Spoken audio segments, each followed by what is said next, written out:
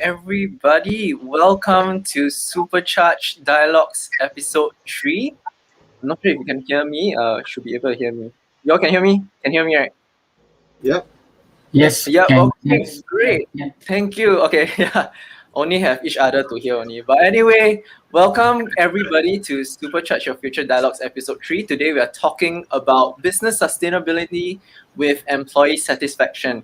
And here we have with us today two amazing people, Nicholas and Alvin. I'll be letting them intro themselves later on as well, but they will be sharing a bit more about themselves when we intro them later. Okay, so if you guys are here on our Facebook Live, as usual, if this is your first time, really we are here to share more information about finances and even about businesses, and we are moving forward with a lot of different kinds of things and getting more people to be interviewed as well. So do stay tuned for that. And at the same time, if you guys have any questions relating to today's topic about businesses, feel free to put in comments. And if we are able to get to them, we'll definitely ask both Nicholas and Alvin for it as well. So with me, I have Timothy, who is also one of the hosts. So both of us, me and Timothy, we are going to ask both Alvin and Nicholas a few questions, about businesses and how we can actually move forward with that. Okay, and so if you guys have any form of queries, feel free to put in the comments. We'll try our best to reach out to them. Okay, so without further ado, let me introduce a quick one about our two speakers today. We have Nicholas, who is a business coach, right? Nicholas has been a serial entrepreneur actually. He created a lot of businesses and doing a lot of things. I'll get him to share that later on with you guys, what exactly he did, and some of them are quite funny. And Alvin, he's a corporate solutions specialist. He has been in the corporate sector, really helping businesses grow and helping businesses, manage their employees, help them with their employee satisfaction as well. So definitely a wealth of experience in that area. Okay, so Nicholas, why not you kickstart with your introduction and followed by Alvin. Nicholas, please. Hi guys, it's Nicholas here.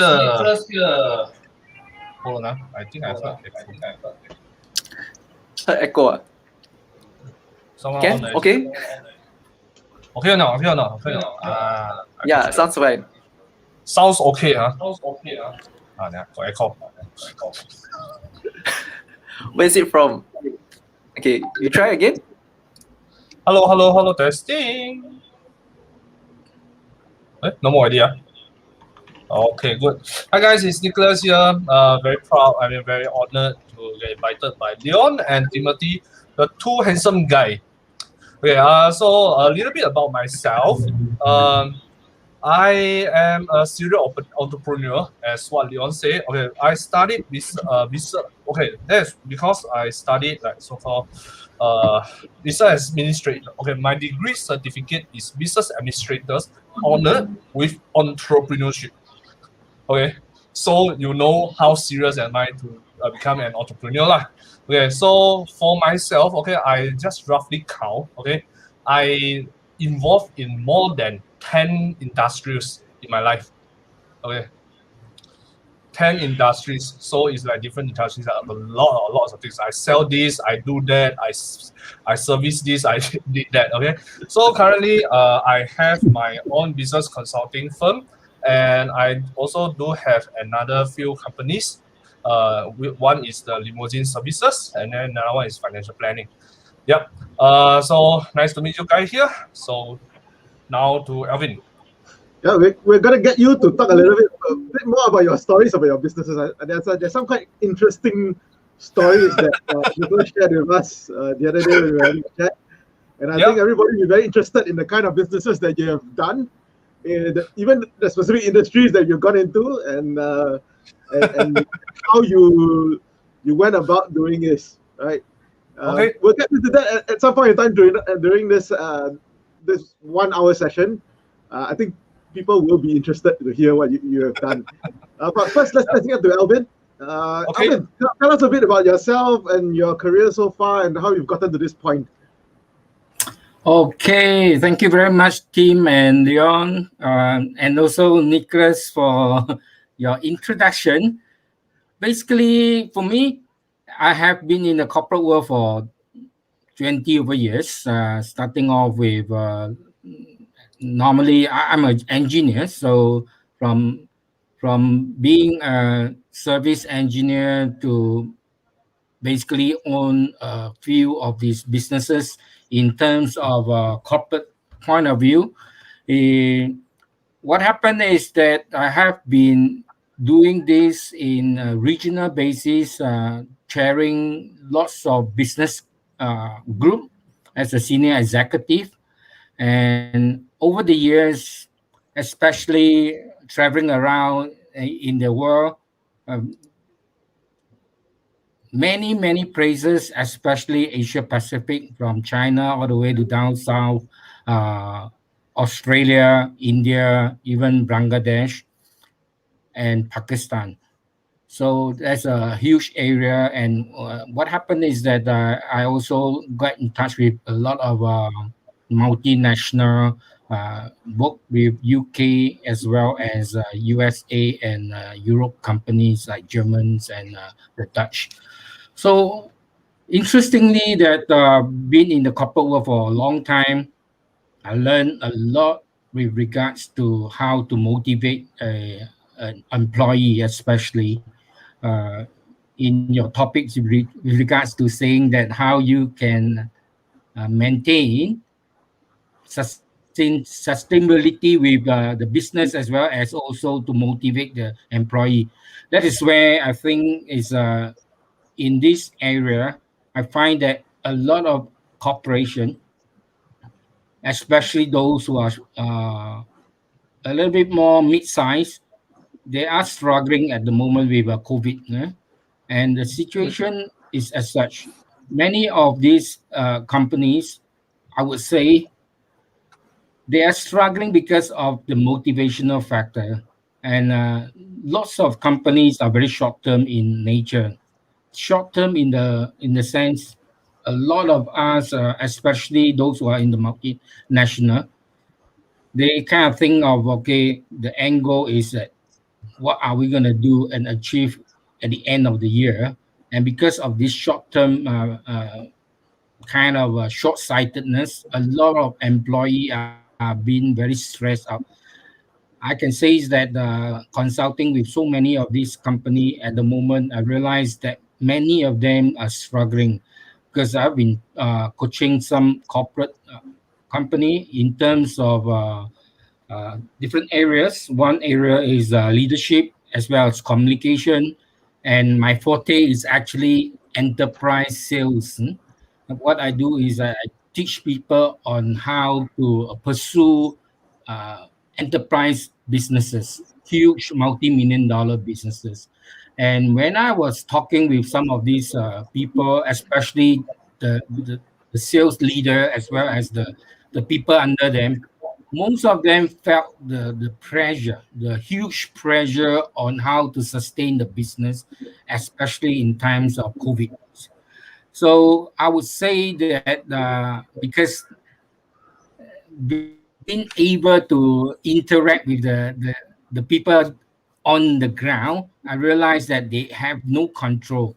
And some of the bosses, I mean, the thing is that the bosses are thinking about how to meet goals and the revenue and the top line, and the employees, the feedback from them is that hey, some of them says to me in private and says that Alvin, the problem is that it is very challenging situation at the moment, and we can't look at the short term. So in fact, one or two company that I consult with, their force, the number of employees shrink.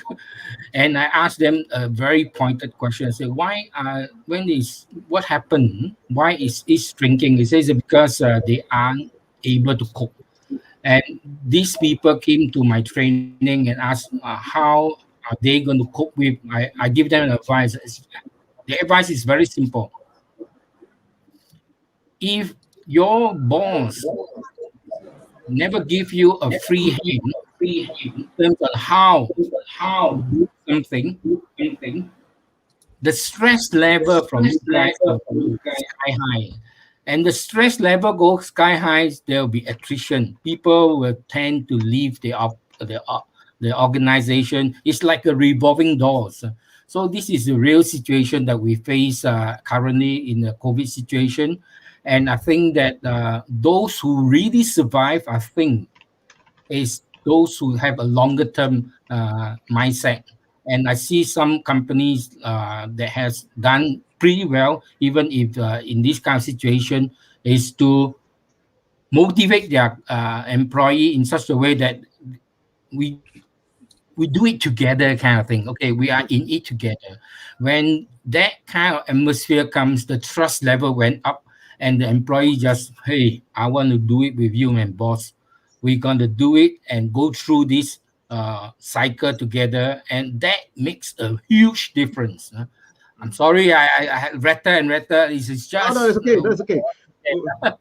Thanks for sharing, Alvin. I think you hit a few things when you know when you shared with us about your whole experience with certain corporates, which I want to get into. I think let's pull it back a little bit and let's start from this point, right?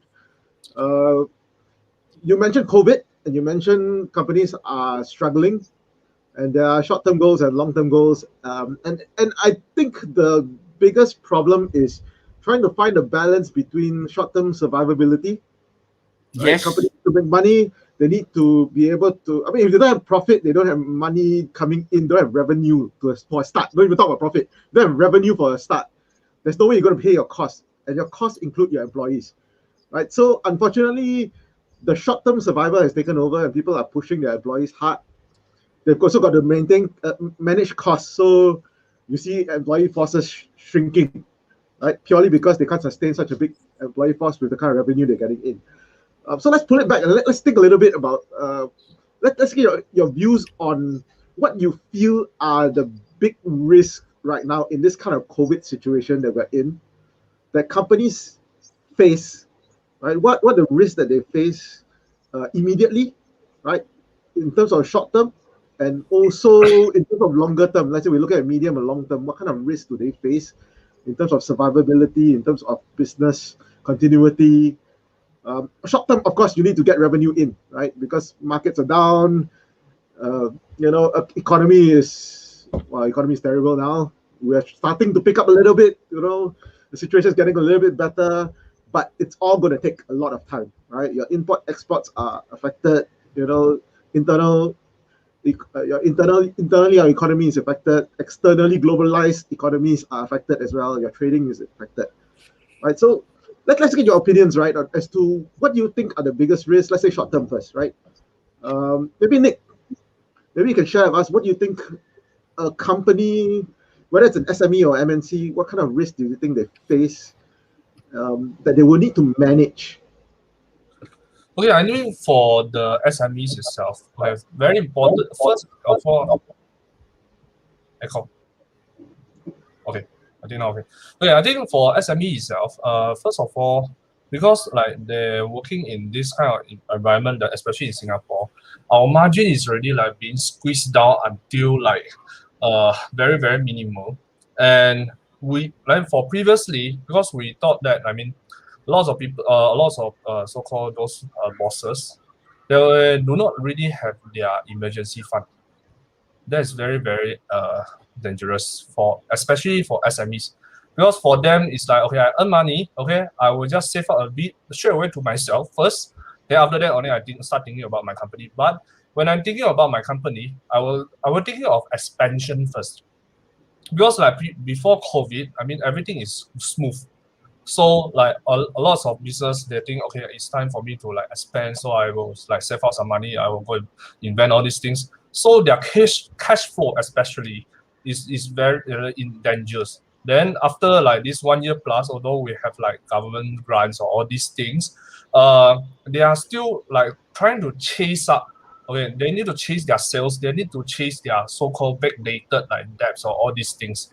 Then come to the end, like they really need like longer than what you expected to really recover it. It's just like it's not like saying that okay, after this COVID I just lose like 200k, but that 200k actually like is actually much more than, I mean, it's not easy as what you think to pay back. So maybe the losses of 200k you may really need at least like 5 years to 10 years to cover back, because now you are in the recovery stage. The margin is still there. Okay, it's like 5 to 10%. I mean, some of it even like 1 to 2%. Okay, then you want to like slowly to like, okay, because you got cost still involving and all these things. So I mean, the recovery stage is very, I mean, not easy. Okay, so what we really think is that, okay, so in Chinese we say 开源节流. Okay, so first of all, you need to reduce your cost. Okay, you cannot like last time. Okay, everything also one tip top one. Okay, you want a 5 million machine or whatever. So, okay, no more. Okay, try to cut your cost as much as possible. And 开源 is actually more important than 节流. That's mean reduce cost. So 开源 is that open more sales funnels for your companies. Okay, instead of just like doing like a lot of like those F&Bs. As you can see, they're like starting to have the breakfast and have all those social medias. Okay, that which is good. Okay, but they can do better with like all their things. So I mean, to improve more on their different types of sales funnels is very important, I think. Thanks, Nick. I think makes a lot of sense, right? So in terms of containing costs, opening opportunities for companies need to look at different business streams to spread their risk to a certain extent, right? Yep. But there's also issues with things like you mentioned, right? So unable to call back, money from vendors. You may have bad debts. You can't claim back. Companies may shut down and the money's gone. And the whole process of getting money back is a very tedious and tiring process. And also the process of pivoting, right? You take the example of F&B, right? So F&B, it's very brick and mortar, very retail. You go there and buy things.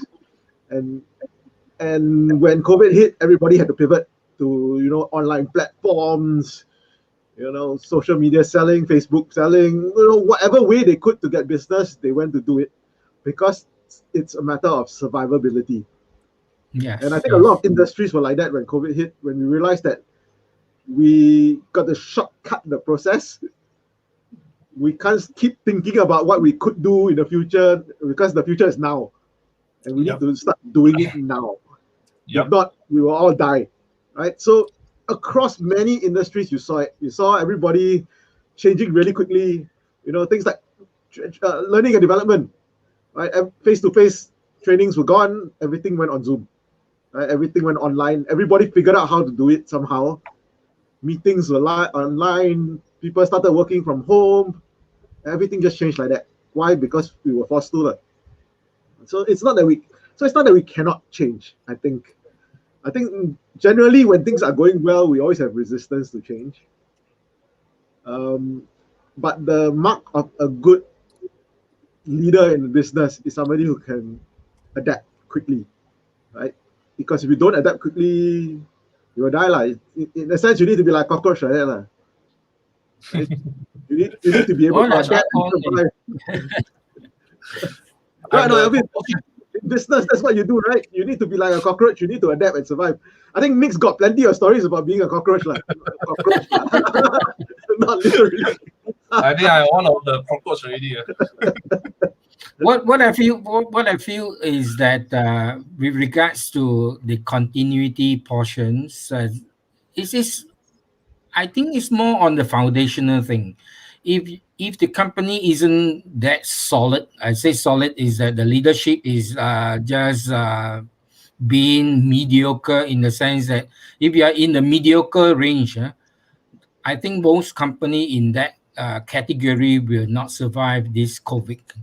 Very sad to say that, because I would say that if the leadership is real solid, in the sense that they have built a team, the team that has a core team where they are really with, I would say that the core team where the team that can really bring the business in. What I'm referring to is the core team with strength, very capable strength. Let's say, for example, in areas like finance, you have at least one guy that has a really good grasp of the finance portion, marketing, sales. If every one of these department or have a real key man, I call it key man, and this core is built on that foundation. We are probably be able to survive this COVID, and because of that, the team can actually create. I would say is that they pivot to some extent to whatever situation that comes along the way.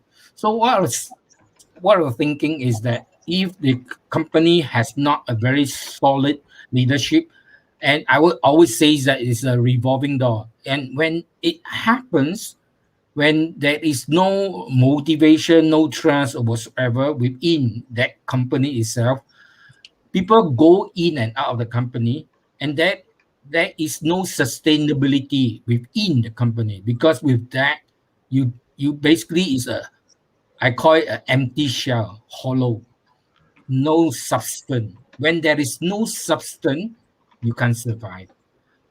If you have a core that is so strong, that is substance, you will survive, because that core will bring up the people. And what I would say is that I just want to share my experience when I was visiting various places. One very interesting experience is that I was overseas in US of A, and that time I was there for 3 over weeks. So it's the thing is that when you are overseas 3 over weeks, you hop into the bar and got nothing to do. You start to talk to the barman and having a good chat with this barman. So I'll say, hey, how come you are so joyful every time? What makes you feel so joyful about this company that you are working with? That is actually a hotel chain. So I asked this barman, I forgot his name by the way, but we have a very good chit chat, and he says, "Oh, I love my job." I say, "Wow, what a word! Love your job." I've never come across somebody who say I love the job. I mean, like and love is totally different thing, right? You say Yeah, yeah. normally you say I love my wife, not I like my wife or something like that. I'm married. I would say I love my wife, right? If somebody say I love my job, something is really special about that. I say, why you love your job? Huh? Can you tell me more about it? And this barman was saying that, oh, it's very different. The people here are very friendly. The bosses come around and just come by and ask me how is it, what is going on, and if there is something wrong or something that he face a problem, the bosses come and solve it immediately for him. He say, I feel like a family. Why? Goodness, this guy. I say, then wow, this person is really loving his job. Then I was very curious. I says that, hey, seriously speaking, I'm hopping from bar to bar. So just 100 meters away, there's another bar, which is another hotel. The atmosphere is totally different. The guy just throw me the mug and say, hey, take it, man. The, the attitude was horrible. It's still 4 to 5 star hotel. You can imagine the difference. What I'm trying to say here is that if someone loves the job, they go all out for you. That's the big difference. When they go all out for you, it makes the team very strong, and they can actually go through hardship. I'm referring to this time around. If they pull through, the company will grow and grow, because it is not hollow. It is really a solid team. Yeah. So I feel that leadership is very important, and communication is another key. Yeah. That what I Yeah.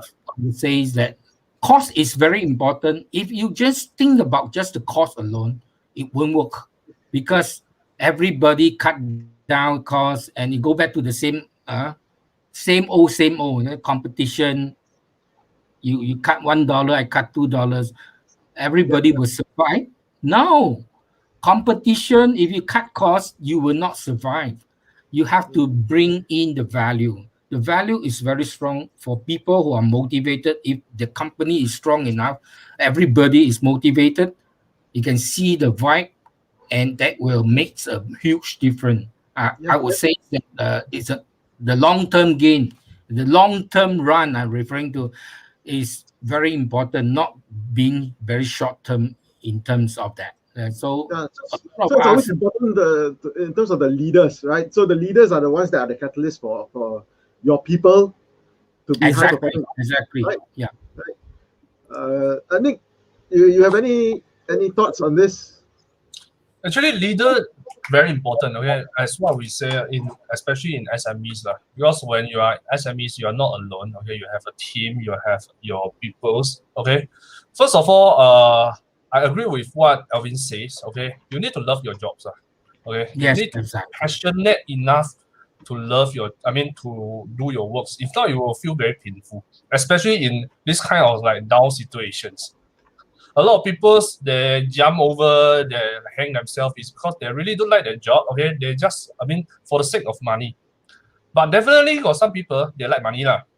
So when they like money, okay, they see money come in, okay, so they love their job. Okay, it's a little bit different lah. Okay, but okay, for the leaders in like especially in Asia's countries, okay, first of all, we look at first definitely we're going to generate income lah. Okay, generate income after that is a passionate. Okay, for leaders itself, the directions definitely is very very important, and how you really treat your employees well, and how you really motivate your employees is also very important. Because I saw a lot of one cases lah, just one of my friends. Okay, he's now in construction firm. Okay, as you know, in Singapore now the foreign workers they're already like they're limiting all the Indians, Bangladesh to come in. Okay, and now because of the shortage of manpower, the so-called the wages for the Banglas and the Indians, okay, has been raised out at least 60 to 70%. It's crazy. It's crazily high. If you want, and it's shortage of manpower, but you still got contract in hand, so you really need to go and finish fulfill whatever contract you have. Okay, what my friend did is he tried to bring in some people with higher costs, but he stopped.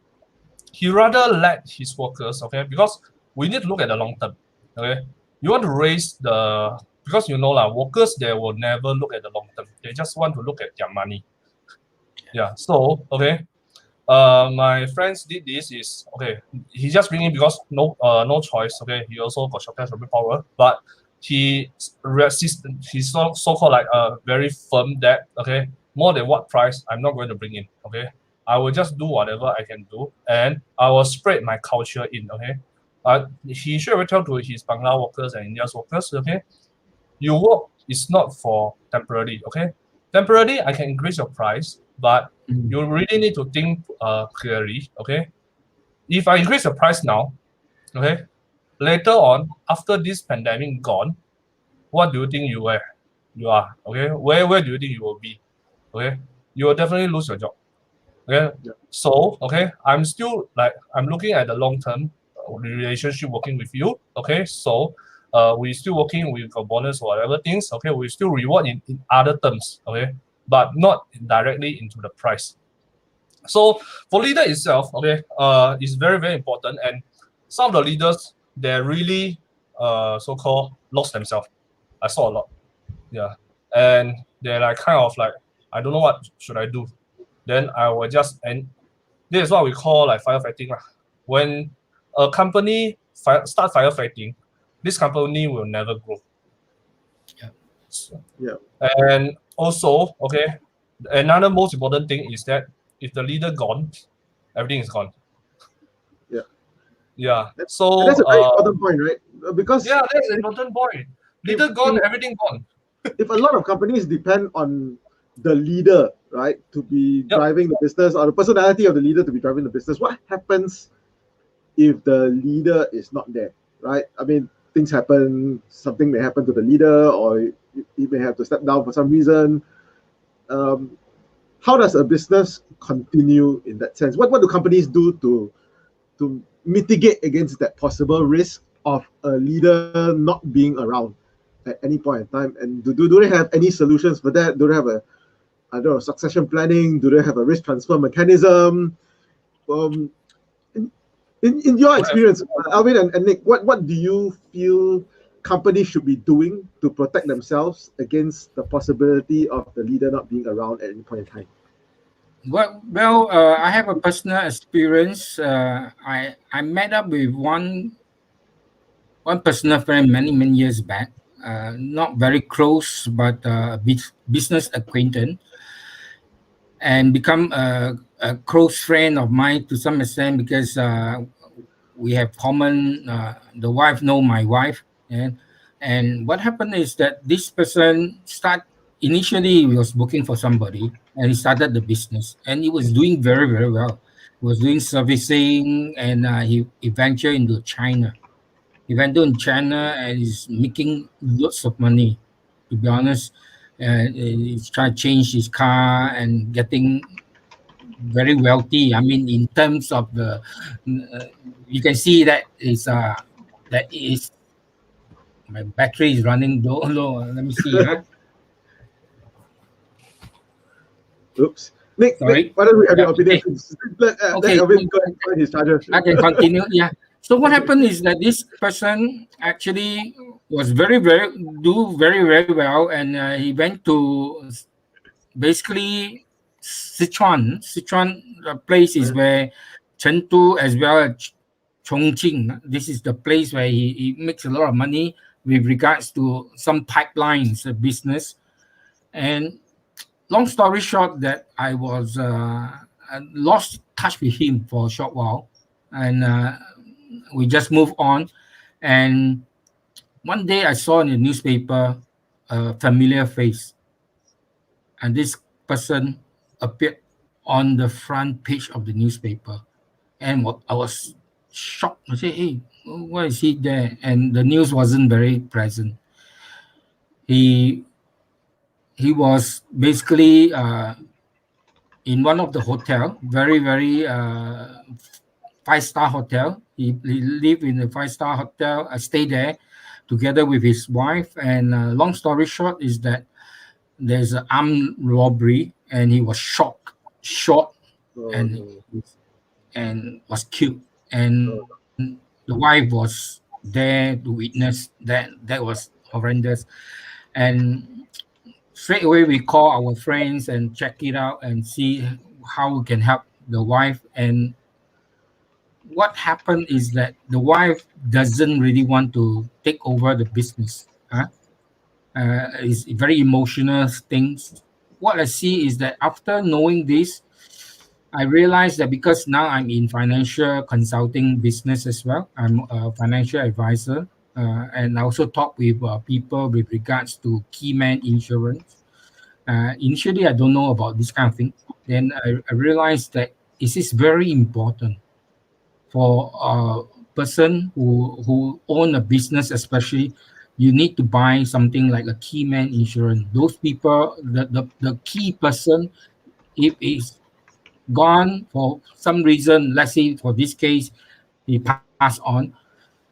If the wife do not take over, either the partner can buy over, vice versa, whatsoever. The business continue, and that is where key man insurance is very important in this aspect. Yeah. Actually, for Nick yourself, based on what Alvin has mentioned, I think you have a lot of experience also in being overseas, right? As what we discussed before, with regards to keyman insurance, what's your own thoughts about it? Yeah. Okay, I mean for leaders itself, okay, definitely you gotta secure yourself first, lah.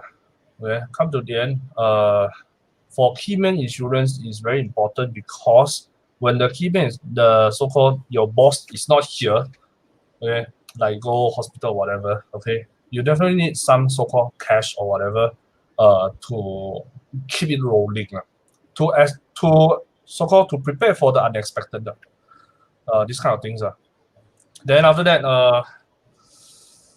key man, I think most important still about to secure. Okay, I got one story is that I got one client is that he's like those MNC companies leaders lah. And then they're really okay. They tell me okay they cannot take one plane. Okay, so even they go to one destinations, they want to separate the risk. Okay, so they rather like take like a 2 hours or 3 hours or even a 1 day difference trips to the same locations. Okay. Yes. So That's very common. This is what we call lah. Okay, It's but very I understand lah. for BCP lah. Yeah. Okay, but I mean, most MNCs do that as well, right? They Yeah, always most separate MNCs their do that. leaders into different planes in Oh, is case touch wood, something happens to the plane, you don't lose your entire management team at the same time lah. Oh, okay. So next time I want to go travel, I cannot follow my wife already lah. If you all are both the business owners, then Oh, I just purposely don't want to follow my wife. that one I don't know. That one is a different problem. The one not on Facebook, right? Different story. Yeah, very important one, you know. Your wife is a key man, man. She is the key man. I am a part of a key man, you must think like that. Okay, one company, family is like a company. Okay, so next time, okay, you all want to travel. Okay, you know how to do it, lah. Okay, just tell them, just tell your wife. Okay, we need key man. Okay, we need to separate the risk. That one different, lady. Correct. Correct. Tell wife.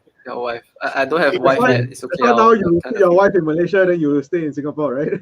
Yeah lah, Separate the separate risk. risk ma. Correct not? Must separate risk one. Okay. Very Yeah. smart. Very smart. Add on the key man. The strange thing is I thought key man is just one person. I realized that key man can be a group of people. Group of people, and the key man insurance is really insuring the business. It's not insuring the people, insuring the business. So the interesting thing is that key man is for that company, the corporation. It's not for an individual.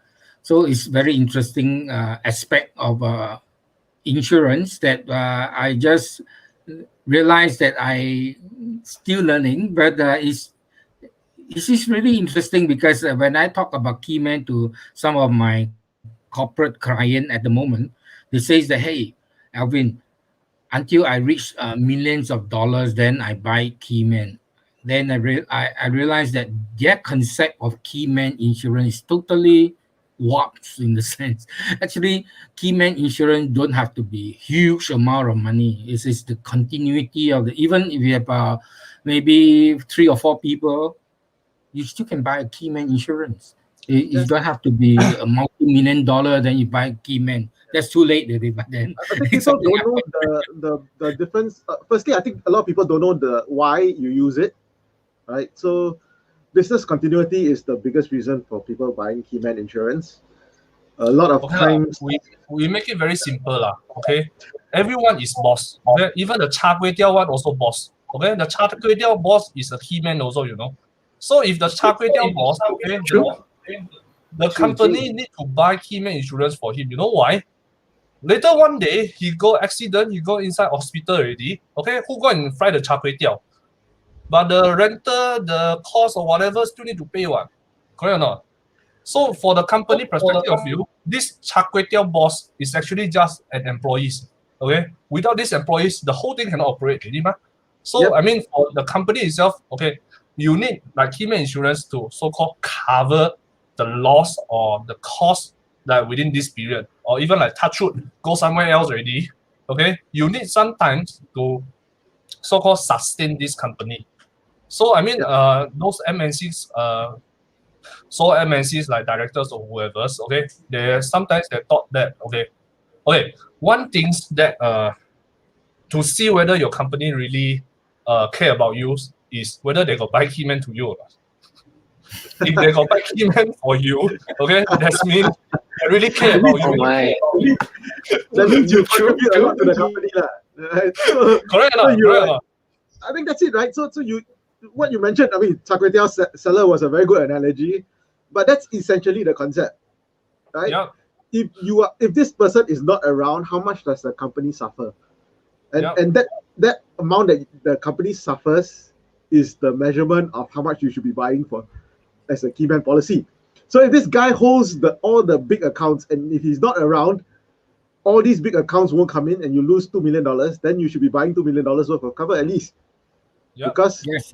that's the amount of business that you will need to rebuild when this person is not around. Or That's why those MNC, you see the company boss got buy the premium for you or not lah.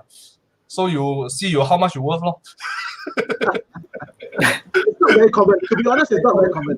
It's not a very common thing to find in local context. You don't see a lot of companies buying it. I think it's not talked about enough because it is something that really helps manage in terms of cash flow risk for companies, especially if you lose somebody who's really key to the success of your company. And especially at times like this where, where businesses are already so precarious, right? One thing can be the trigger factor between your business surviving or dying. And it will really push you over the edge if something happens. So I always view insurance as a risk transfer mechanism. So instead of having to take that risk on yourself, you transfer that risk to an insurance company through an insurance plan, right? And you pay a fraction of what you would pay to cover. You pay a fraction of money to cover a huge amount of money if anything happens. And that's really the whole idea behind having something like a key insurance, right? So it's one way to mitigate against business risk. We also talked. We talked a little bit about employees and employee satisfaction and taking care of employees, and being one of those things that good leaders do, right? So how do you feel that companies should be taking care of their employees to make sure, especially at times like this, with there are issues with mental health issues are a big thing nowadays, right? So you see it everywhere, workplace mental health issues, even working from home. Everybody's working from home and staring at a screen, and that's become an issue. Isolation, not being able to interact with people, staring at a screen your whole life, not getting out of your house. It's become an issue now. So mental health is one of those things that companies need to manage. But in a broader sense, what do you think companies should be doing to take care of their employees so that they make employees feel that they are valued, right? Or it gives them a competitive edge in terms of in the industry compared to their competitors. Maybe one of the most important thing, okay. First of all, give them enough money. Okay. Money, no matter how, okay. That's always a win to me. Okay lah, for normal people lah, okay. Sure, I tell you lah, I give you 100,000, 200,000, but definitely money is not 钱不是万能的, okay. You cannot give your employees like I give you 2,000, 10,000, 20,000 just to go and wipe the toilet or whatever, okay. Definitely we got a so-called a market practice price lah, okay. So now what we are saying that is that if every companies they have a so-called they already match with their market practice price, okay. We don't say about those undervalued workers or all these lah, okay. Because definitely there will have a lot of people that say, hey, my boss also not even pay me enough. You ask your boss to pay enough first lah, okay. But when you reach to the so-called market standards, okay, like everyone already get 5K or 6K just to wash toilet, okay. What makes you keep your workers within your companies? Definitely, you need to give them a little bit extra, okay. Let them feel more secure, okay. It's first of all, very simple, okay. In construction, we got so-called a minimum insurance for all the workers. So if you guys also heard about the woman compensation, all these things, Yep. okay. So because that one is high risk, okay. But even now, when we work from home, let's say if I fall down from home during working time, so that one is considered what? Is myself or the worker, the company one, okay. So maybe in order for the so-called leaders bosses to have like more competitive employees environments than others. Okay, I think the insurance for all the workers is essentials. I think a lot of those MNCs companies they do have already, right? I mean, it's not all. We cannot hear you. Okay, so Yeah. I assume MNC company have lah. Okay, Yeah, a but lot of MNC companies do have, yeah. most of the SMEs companies they don't have. Okay, so they Yeah, just it's quite true. No, Nick's point of view is that it's quite true because I would say that some people, even the smaller one, like say for example the kopitiam or whatever, they hire maybe 10 people or so ever. They think that they just pay them enough and they do whatever necessary for their medical, and they didn't realize that there is what we call the group insurance.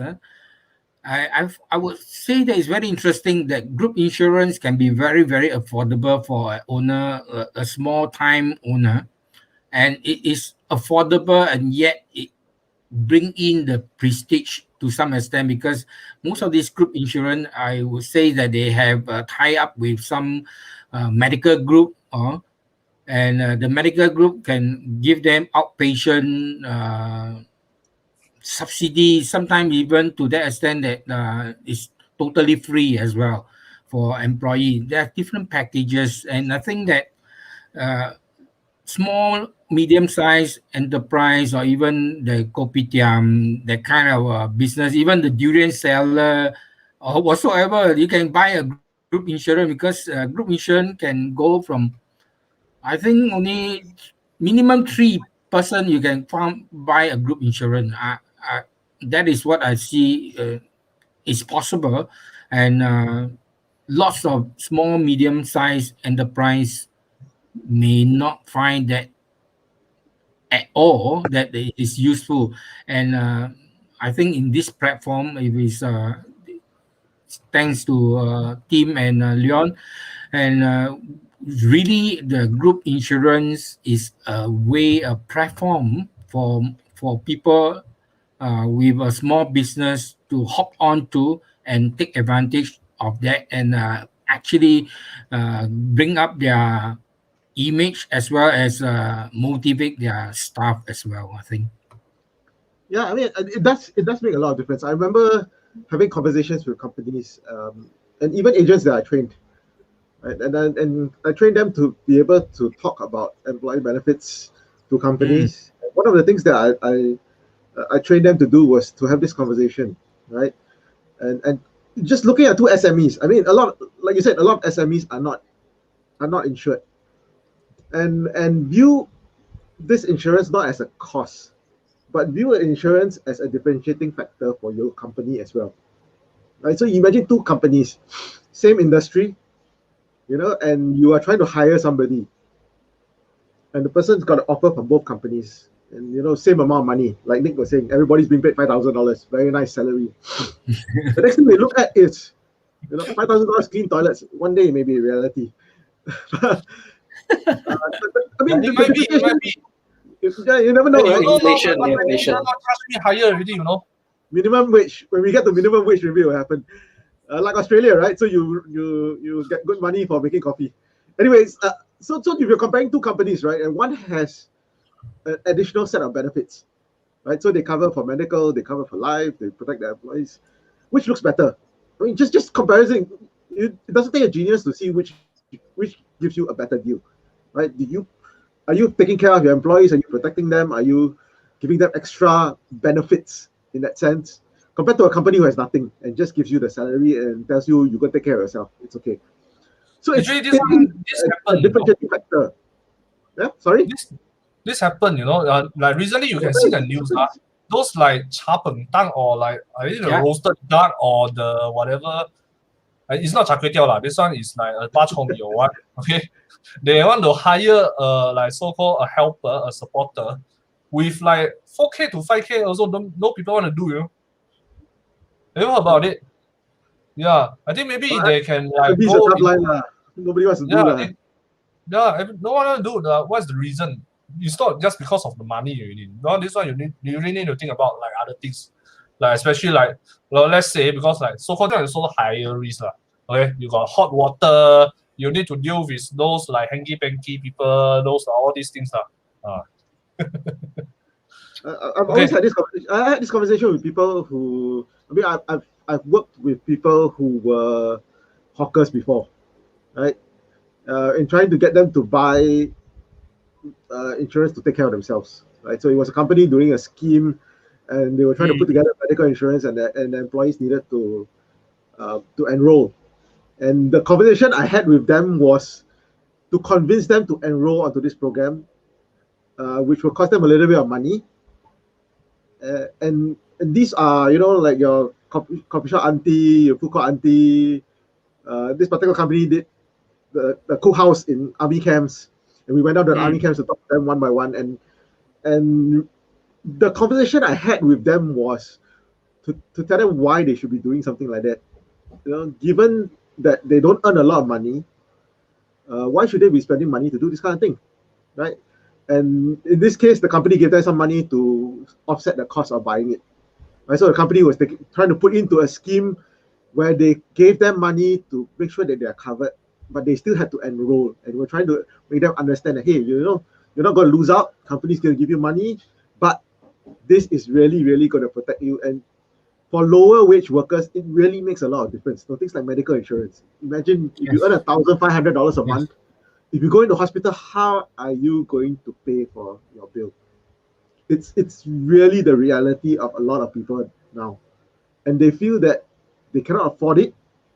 And there's no way, and it's not a priority for them because they really need the money to survive, and they don't see the need for it on a personal level. So if a company can come in and take care of them, right, either cover the cost of a plan, individual plan for them, or provide kind of benefits for them, at least they will feel that they are valuable to the company, like Nick was saying, right? So they buy something for you, you feel like you're valuable to a company. And like Alvin mentioned just now, if you feel that you're valuable to the company, your performance will go up. You are more engaged with the company, you are more satisfied working for the company, you feel that the company cares for you, right? So it does demonstrate to people that by providing for them, making sure that they're taken care of, making sure that they're protected, making sure that their needs are met, right? Not just giving them a salary. It does create a different mindset in your employees. It keeps them more engaged. Of course, having good leadership always makes a difference. People who really genuinely care for you, who will go in and try to resolve your problems when you have problems. And it's always good to work for a good boss, right? Yes. In my life, I've had good bosses and not so good bosses, and you can really see the difference between the two, right? And you will remember both for different reasons. As a leader myself, I always feel that it's you pick the best out from your experiences and you try to incorporate them into your own life so that you are a better leader, right? And those are things that we do as people to learn, so that we also don't make the mistakes that we've seen. Yeah. Okay, sorry, am I still echoing? I don't know. Yeah, whole night been echoing and echoing and echoing. Is this still a problem? No, it's fine. No, it's okay. It's fine. Huh? Okay, very good. Okay. Yeah. So really want to thank Nick, Alvin, and even Timothy, really for sharing so much today. I mean, even though I was echoing, I could hear every single thing. And I think at the end of it all, it just boils down to leaders. I think essentially the decision makers who are the key people in making sure that employee satisfactions are being met, making sure that the whole structure is being fixated, being put out for the whole company itself. And we moved on to talk about key man insurance. We even talked about EBS, how to differentiate yourselves from different companies. Instead of just hopefully everyone can just increase salary lah. But I mean, it's tough. But yeah, essentially, I think these are ways and means that managers or even the higher ups can really put aside their themselves for the people below for them lah. And being for myself, I'm someone who is new into all this. I must say, having only been corporate for a while and now moving on to financial advisory and trying to build some entrepreneurship for myself, I really enjoyed whatever Nick, Alvin, and even Timothy, you guys have shared. And it really helps people who are part of the community around us to understand a bit more about what they should do for themselves if they want to create a company, want to start their own business ventures and things like that. Sadly, we don't really have much time lah. If not, I wanted to ask so many other questions. Nick's funny stories and all, and about all your trips overseas. I think maybe we could end off with one last question, and then maybe I'll wrap it all up. I just want to gain an insight, from Alvin and Nick. You guys talked about how you guys experience various cultures, right, in overseas and things like that. And I think business here in Singapore versus business overseas, there's so much things that we need to learn, and so it's so different lah. So in that note, for Alvin, maybe you can kickstart, to end this off, and then after that, Nick, what's the difference that we should look out for? Because now globalization and everything, and everything happening on the internet, it's so easy to cross cultures, and you get to really do entrepreneurship, you do business with other people that are online and things like that. How should we bridge the gap, and how should we be wary about such cultures? Maybe Alvin, you want to say a bit? Well, I travel quite a fair bit with regards to the regions. One thing that sticks to my mind is China, especially. China, when I first stepped into China, I realized that being the host, we paid for the bill. The whole table, we need to start off with the dish first, or else nobody dare to touch the dish. I didn't know about it, and initially I was thinking, hey, let's carry on. No one is eating. They say, you got to start, no, or else they would not eat anything. So initially, I didn't know about it because that dish I don't like to eat on, actually. So I say, I'm not going to eat this dish. So I say, hey, come on, let's eat. Hey, no one is eating. Then my colleague from China whispered to me, you got to start or else no one will eat that. That is a funny thing that I learned. And the other one is also very interesting is that drinking. I'm not a very good drinker. So I recall once I went to one part of China. I don't want to mention where is it. They are heavy drinker. And I was trying to hold up to the drinks. I can handle 2 bottles of red wine, no problem. There was younger then. 2 bottles is okay for. Then most of the people around after the dinner all knocked out except me, because I was holding on to the drink. I don't drink a lot. The rest of them, they put crates and crates under the table, waiting. Wow, I say, my goodness, these people are mad or whatever. Then thereafter, I go back to the same place again, and my branch manager tell me, he said, Alvin, 你没有表现，那时没有表现。What do you mean 表现? You need to show something. This time around, you have to show them you really drink and be very sincere. I said, oh my goodness, what are you trying to tell me? He said, you got to 表现. So I was kind of trapped in a sense. After a huge presentation, 3-hour presentation, we have 4 round tables, 40 of us. So this guy was asking me, hey, you got to go and toast everybody. So I said, you need to 表现. So what I did is that I went to the first table.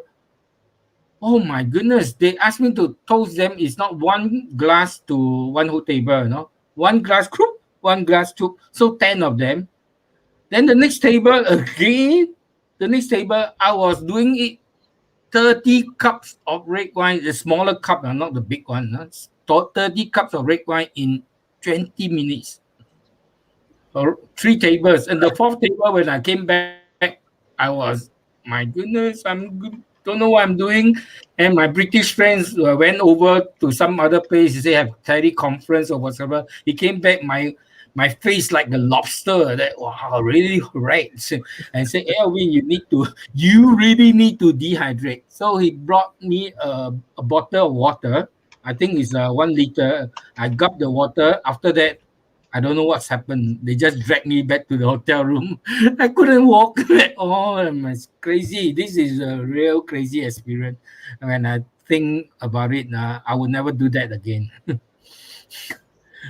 Many other stories, but one that stick to my mind. Yeah, definitely. As in, I mean, I'm actually very interested with all your stories, lah. But I mean, we don't really have much time anymore for this live. So I mean, if you guys are really interested, to know more about Alvin, know more about Nick, definitely you can reach out to them. So before we end off this live, I really want to thank both Nick and Alvin for being here with both Thanks, Timothy guys. and I.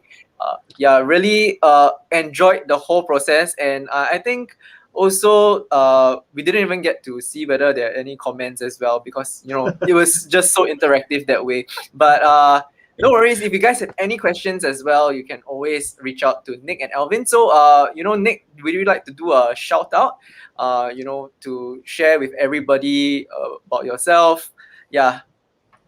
Okay, so you need so many things here already, you see. Okay. This one very straightforward. Okay, just search for Yeah. Nicholas Tai. Okay, if you got any so-called business solutions or operations things that you really need it. Okay, or you find some things that you really want to talk about your so-called team bonding or this. Okay, because I'm a certified NLP coach also, and yeah, so for this so-called 10 over years, I've been so-called involved so many industries, okay, which I share a bit with them already. Okay, some are really very funny ones.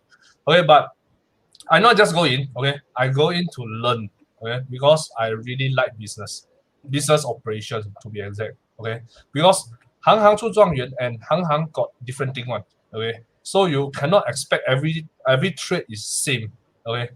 I hope I can help you guys, okay. So if you really want to find anything regarding me, here, nah, here many, okay. And Nick Many, is many, really many, that right? one. You can do English, you Many, can do many. Malay, right? Boleh, kenapa tak boleh? Kalau nak cakap bahasa lain boleh. If you want Japanese also can. If you want Korean Wow. also can, no problem. Yeah. Wow, はじめまして、multilingual. 私はニコラスタイです。よろしくお願いします。 Wow. Thank you. Wow. Okay, so 안녕하세요. Alvin yourself, do you want to do a shout out as well?